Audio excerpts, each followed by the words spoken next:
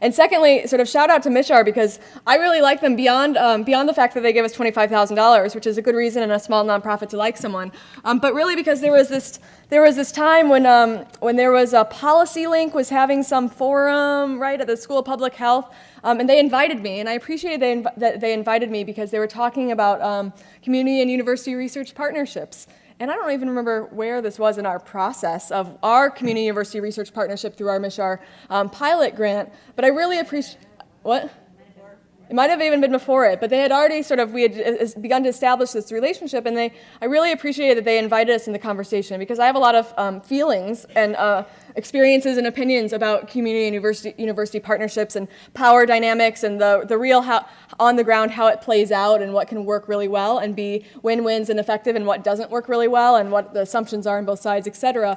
And they've invited me to the table in a room that was mostly faculty members from the University of Michigan and some other policy people, and I gave my honest opinion that made some people upset, and they really listened to me, however, when I gave my thoughts on what community partners really need to effectively engage in university-based research or with universities in research that really is a win-win, both to advance university interests, give faculty members and students a chance for meaningful learning experiences, but mutually really leave the nonprofit with capacity being built, greater answers and ability to further their work, because that's easier said than done. And they listen, and we have continued this relationship, and partly why I think that I've come here today, because we have an ongoing relationship even though we're well beyond that initial pilot grant.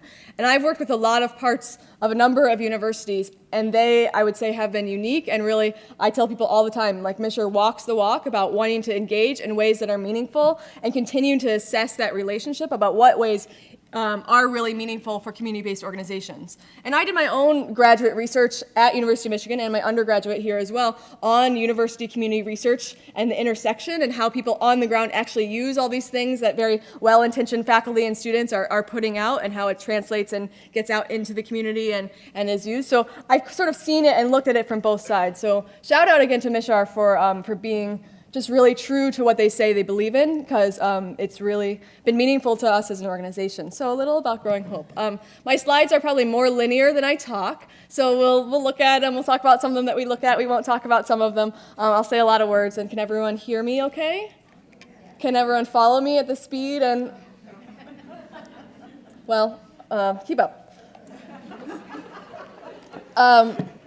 So I'm going to tell you sort of a little bit Growing Hope's story overall. I'm going to kind of weave back and forth, and I'll talk at some points about our pilot project through this community university partnership and how that's worked in our overall work, and then some of the things that have happened more recently as our organization has continued to evolve and get into some of the policy arena, which I don't think we imagined in the beginning would be a venue we would step into, that we are really starting to step into even more and more. So our mission is to help people improve their lives and communities through healthy food access and gardening. The gardening part was the first piece of our mission. We really started in 2003 based on some work and some gardens that I was running at that point as a volunteer starting in 2000 around helping people get growing, particularly in community gardens, school gardens, youth gardens, education that was happening around that.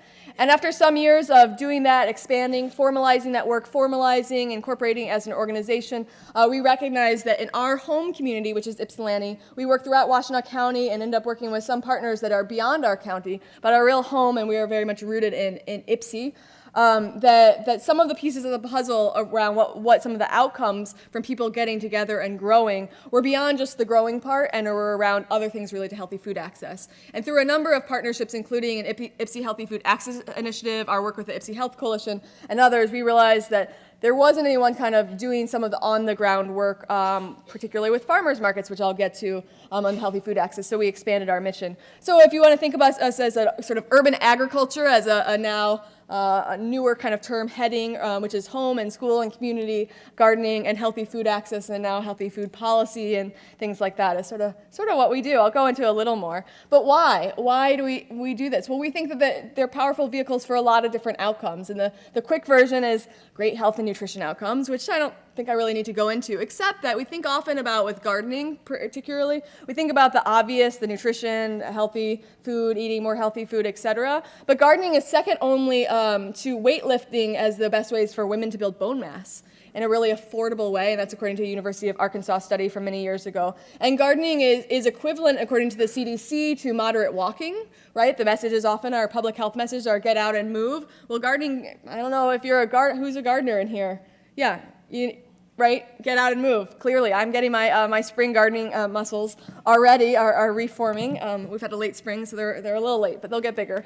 They'll get bigger soon. So we think about all of those multiple health and nutrition outcomes. And growing whether together in our homes or in pots, are something that we can do across the lifespan. We can do it across income levels. We can do it across geographies. And one of the things we're often doing is helping people figure out how they can participate in growing in whatever context they're in. And whether that's a 5-gallon pickle bucket, which is really equivalent to about a square foot, and is free pretty much with just a little soil or compost in, a couple holes poked in the bottom, and a plant, which you can buy. Do you know that you can buy plants with your vegetable seedlings and seeds with food stamps?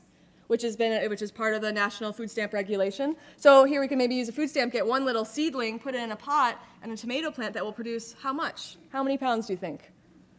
Well, that's one of those questions that's hard to answer, and that if you are a gardener who grows tomatoes in here, a couple people, you maybe have a sense, but can we quantify that? And can we quantify how many fruits and vegetables we can grow in 1 square foot or 4 by 4 square feet or a giant hoop house or an urban farm? And how much can we bring food into our families to donate to food banks, to sell as income, to bring into our community at farmers markets? Well, those are some of the research questions that we are working on, things like our community engagement pilot partnership and other things we're doing as an organization to better really justify and validate what we know is that if you grow your own food, you eat a lot more and you're healthier. And if you have places, whether it's a farmer's market or your own garden or a community space or at your kid's school to grow and get healthy food, you're going to eat better and you're going to combat exactly those things like childhood obesity. So back to the slide, I told you I'll go all around. Environmental stewardship and the good that green gives you. Rachel Kaplan, who is a longtime faculty member in the School of Natural Resources and Environment, where I'm a twice alum, produced one of those studies that shows that if you see nature from your hospital window, you recover faster. I don't know if any of you have seen that published research, as well as the environmental and the psychological benefits of green space and being in nature for ADD, ADHD, a lot of mental health concerns, and there's all the other things people talk about spiritual and psychological benefits of being outside, not to mention moving, eating well, etc. Learning opportunities that cross lines of class and race and education and language. The best gardener is not necessarily the richest or the most educated or the native English speaker or the oldest or the youngest. And there's not many things in our society besides food that we all share where there really is richness crossing every direction in terms of learning that we can all teach and we can all share and that we can all learn when we come together around food and growing.